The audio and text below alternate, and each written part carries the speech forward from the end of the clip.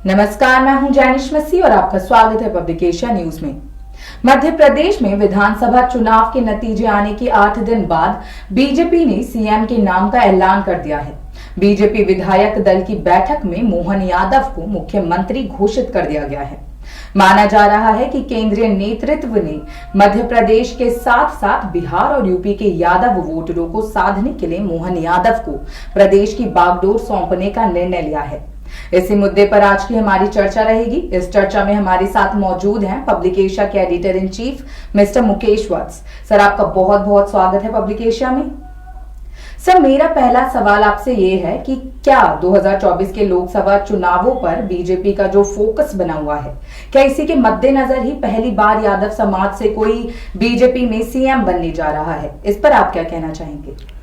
देखो जैनिस, जो 3 राज्यों के परिणाम आए उससे साफ तय हो गया था कि 2024 में नरेंद्र मोदी बड़ा करने वाले हैं।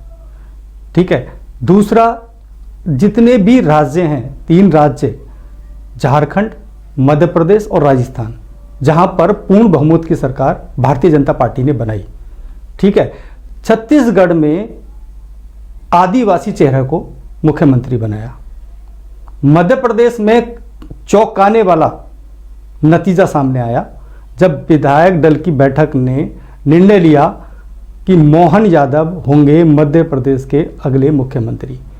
देखिए, रेस में शिवराज सिंह चौहान, कई बड़े दिग्गज नेता वहां थे और पिछले 1 हफ्ते से यही चर्चा थी कि इनमें से कोई नाम सामने आएगा, लेकिन वो नाम सामने नहीं आया। मोहन यादव को मुख्यमंत्री बनाया। जब यादव समाज से एक व्यक्ति को मुख्यमंत्री बनाया, ये एक बड़ी बात है, क्योंकि यादव समाज की वोटों पर भारतीय जनता पार्टी की पकड़ नहीं थी, उस लेवल पे पकड़ नहीं थी। और यादव समाज की जो वोटें हैं उत्तर प्रदेश, राजस्थान, मध्य प्रदेश, छत्तीसगढ़ में कुछ हैं और मेजरली बिहार में।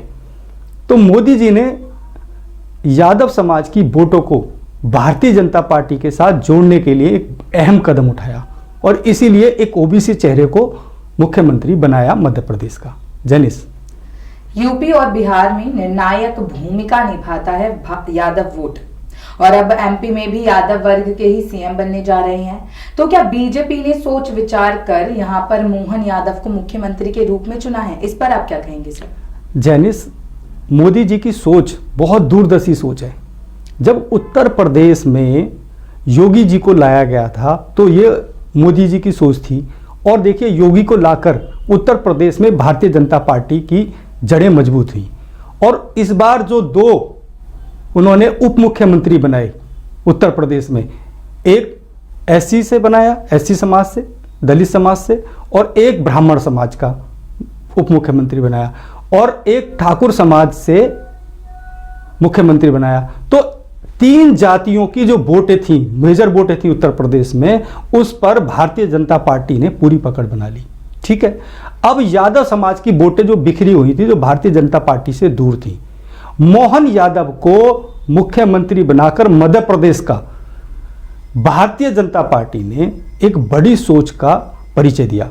और उत्तर प्रदेश में जो यादव समाज की वोटें हैं, मोहन यादव उनको जोड़ने का काम करेंगे। जैनिस, इसलिए केंद्रीय नेतृत्व ने मध्य प्रदेश में यादव समाज के व्यक्ति को मुख्यमंत्री बनाया है।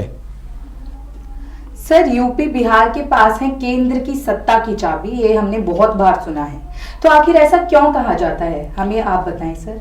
देखिए, केंद्र हमेशा निर्णायक भूमिका निभाता है। देखिए, केंद्र की नीतियों के साथ मिलकर ही प्रदेशों का विकास होता है और उसी विकास और उसी राजनीतिक एजेंडे पर चुनाव लड़ा जाता है। भारतीय जनता पार्टी क्योंकि राष्ट्रीय स्तर की पार्टी है और बड़ी पार्टी है, तो जो भी निर्णय होते हैं केंद्र की सरकार और भारतीय जनता पार्टी जो शीर्ष नेता हैं वो ही निर्णय लेते हैं। तो जितने भी राज्यों में सरकारें बनी हैं उसमें सबसे बड़ी भूमिका केंद्र की ही रही है।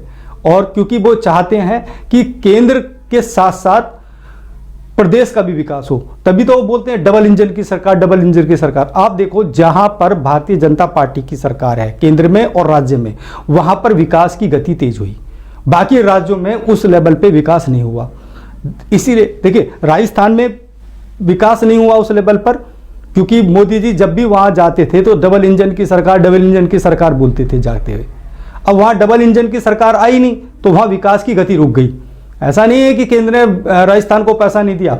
देखिए कोई भी राज्य केंद्र की सहायता के बगैर नहीं चल सकता, क्योंकि एक तो राज्य की जो इनकम है, रेवेन्यू है, उस पर चलता है, और केंद्र जो उसको आर्थिक सहायता देती है उस पर चलता है। अब वो डबल इंजन की सरकार जहां जहां है वहां पे रोडें बन रही हैं, बहुत सारे डेवलपमेंट ऐसे हैं जो आ रहे हैं, बाहर से जो इन्वेस्टर आ रहे हैं उनको लाया जा रहा है, जो बाकी जगह नहीं हो रहा था ऐसा। तो डबल इंजन की सरकार बोल बोल कर केंद्र जो है हर जगह अपनी सरकार बनाने में कामयाब हो रहा है, और उसका नतीजा यह है कि 2024 में जो आने वाला चुनाव है उसमें इनको फायदा होगा। जैनिस सर, जैसा आपने बताया विधायक दल की बैठक में एकदम से जो ओबीसी चेहरा चमक के आया उसने सबको हैरान कर दिया। आखिर इसकी क्या वजह रही होगी? देखो वजह कुछ भी हो, लेकिन बड़ी सोची समझी रणनीति का परिचय जो है एकदम से सामने आया निकल के। नतीजा जैसे ही मोहन यादव का नाम आया, 2 डिप्टी सीएम, एक ब्राह्मण चेहरा, एक अदर कास्ट, देखिए एकदम से इस तरह के चेहरों को लाना और वहां के वोटरों को पे सेंध लगाना, यह भारतीय जनता पार्टी के अलावा दूसरा कोई नहीं कर सकता।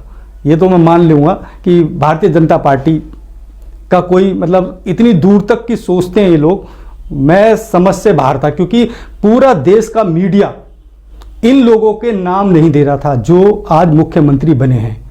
आप देखना राजस्थान में भी बहुत चौंकाने वाला मामला सामने आएगा, वहां भी जो रेस में है वो मुझे नहीं लगता मुख्यमंत्री बनेंगे। अभी इससे पहले की डिबेट में मैंने यही बोला था निशांत के साथ कि राजस्थान में भी सरप्राइज होगा बीजेपी का। ऐसे ही मोहन यादव को मुख्यमंत्री बनाया तो पहला तो वहां पे यादव, पूरे देश के यादव वोटरों पर मोदी जी ने सेंध लगाई है। दूसरा वहां पर एक कॉम्बो बनाया, मध्य प्रदेश में एक डिप्टी सीएम ब्राह्मण को बना दिया, और सबसे बड़ी बात देखिए केंद्रीय भूमिका में कृषि मंत्री रहे हमारे नरेंद्र सिंह तोमर को वहां का स्पीकर बना दिया, जिससे कि मध्य प्रदेश में भारतीय जनता पार्टी स्ट्रांग रहे।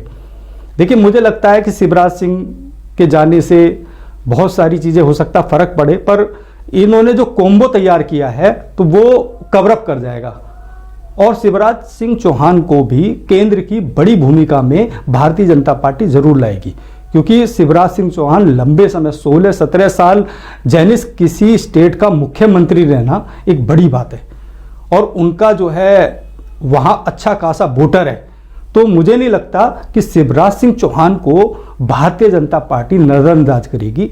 उनको भी केंद्र की किसी बड़ी भूमिका में, हो सकता है अगर कृषि मंत्री उनको बनाते, भाई नरेंद्र सिंह तोमर को हटा के अगर स्पीकर बनाया तो हो सकता है ये कृषि मंत्रालय जो है शिवराज सिंह जी के पास हो, क्योंकि उनको एक्सपीरियंस है, अनुभव है, और उस अनुभव का भारतीय जनता पार्टी जरूर फायदा उठाएगी।